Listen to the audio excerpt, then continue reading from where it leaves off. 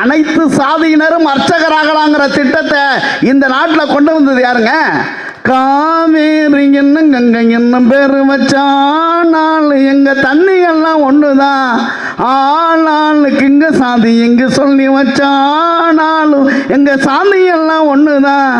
பாண்டியிலே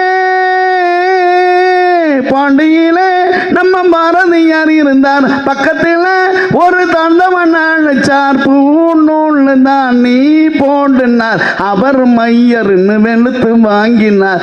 எடுடா தம்பி மேலும் கொஞ்சம் எதம்மா போடுதாலும், அட உன்னை சொல்லி குத்தமில்லை யாரு இங்க சுத்தமில்லை, நாட்டம் பார்த்து தான் ரூட்டை மாத்துறேன், எடுடா தம்பி மேலோன்னு பாக்யராஜ் சார் ஒரு பாட்டு எழுதினார். அவ்வளோதான் கைத்தட்டு. நீங்கள் நல்லா கைத்தட்டலாம், நல்லா பாட்டு இருந்தால் நல்லா கைத்தட்ட வேண்டியதானே. வாழ்க்கையிலே எப்பவுமே ரசனையோடு சந்தோஷத்தோடு இருக்கணும். ஒரு பொண்டாட்டி சமைச்சா கூட என்ன எதிர்பார்ப்பாங்க மனைவி? என்ன நல்லா ஒரு வார்த்தை சொல்லணும், நல்லா இருக்கு அப்படின்னு சொல்லணும். சில பேர் ஜேசிபியில் மண்ணவாரி திங்கிற மாதிரி தெரியுமா, ஆட்டி கப்பு கப்புன்னு எல்லாம் நல்லா தான் இந்த பொரியல் ஏன் உப்பு. இந்த காலத்துலாம் பெண்கள் சமைச்சு தட்டில் போடுறதில்லை, எல்லாம் நெட்டில் தான் போடுது. ஸ்டேட்டஸ், மீன் குழம்பு ஸ்டேட்டஸ் போடுதாங்க, தயிர் சாதம் வச்சா கூட ஸ்டேட்டஸ். என் பொண்டாட்டி ரசம் வச்சு ஃபேஸ்புக்கில் போட்டுருந்தா 1000 பேர் லைக் போட்டிருக்காங்க, நான் போடல. ஏன் நீ போடலன்னு கேட்டா, அவன்லாம் ரசத்தை பார்த்த வேண்டி, நான் தான் சாப்பிட்ட வேணேன்.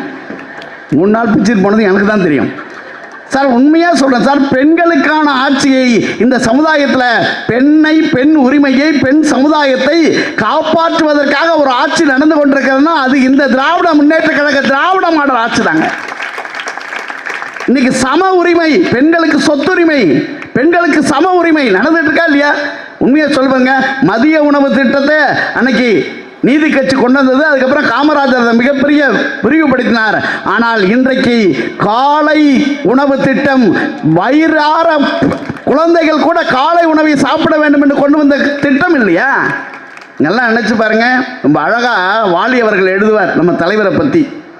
மூக்குக்கு கீழே முடி பிடிப்பதற்கு முன்னால் கழக கொடி பிடித்தவரே, மூக்குக்கு கீழே முடி பிடிப்பதற்கு முன்னால் கழக கொடி பிடித்தவரே, காதல் கடிதம் படிக்க வேண்டிய வயதில் கலைஞர் கடிதம் படித்தவரே.